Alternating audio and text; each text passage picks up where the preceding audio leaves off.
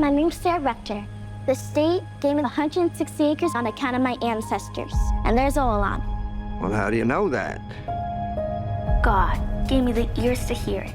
What's your earliest memory of this story?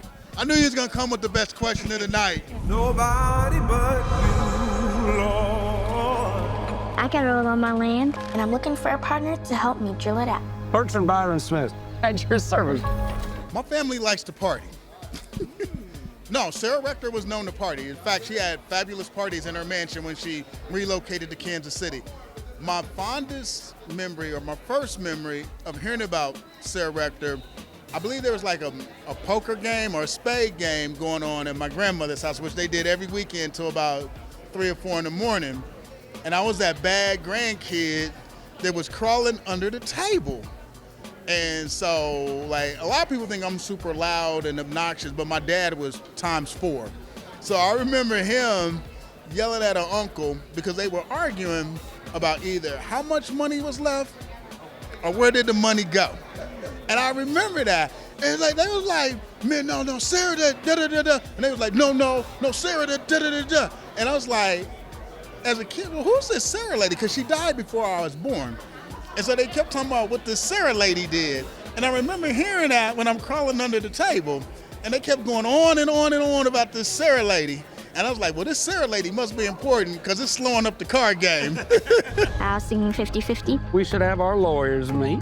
That's my lawyer, the Texas handshake. There ain't nothing more binding. We're in Oklahoma. It goes double for Okies. Here we go. Now, you make a living as a film critic, professional film critic, been doing it for years. So when did you know that your family's story should be a movie? When the internet came along, because before the internet, it was just tidbits I would hear when my family had like conversations about it, but it was never a complete story. Like they never talked about her with a beginning, a middle, and an end. It was always a piece here, a piece there. Well, this might be the end of the road. Dude, give them so easy. What's your guess? Is he gonna do the right thing? We shook hands. You may have to speak to him. I don't know what to say. God'll give you the word. So as you Google, you find out more information, although some of the information is not quite accurate. But as you Google, and as I Googled, I started to put my own puzzle pieces together. And I was like, there's something to this. And I actually worked for a production company from 2018 to 2021. And I pitched this idea. I will not name the production company or the director and the producer that turned it down. But I literally had a meeting and said, man, I think this story would be incredible as a film.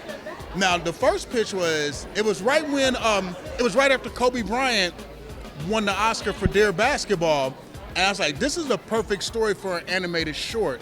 Because I was like, look, the animated short's the quickest pathway to win an Oscar. And once you win the Oscar, nobody ever asks you what you won the Oscar for. You're just the Oscar winner. And then that increases your deal power. Like, I was like, so let's turn this into an animated short. I said, we could probably do it for about $500,000. And y'all already have a connection with Blue Sky at Sony. I'm like, pitch it. And they didn't. And then this thing called the pandemic came along. And then the people who produced this film discovered the story because they were at home bored during the pandemic. But that's Hollywood. That's how it goes. But I pitched it. So my claim to fame is I pitched it.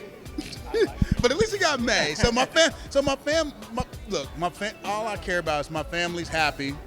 And I'm happy because as a professional film critic, although I can't review it because some journalistic integrity still exists, at least I can say it's a great film. I've never seen anything like it. That field you're sitting on could be the richest in all Oklahoma. When the land had only weeds and lizards, it was all mine. But when people found out there was oil on it, they started thinking it's theirs. All I'm asking is to keep what's mine.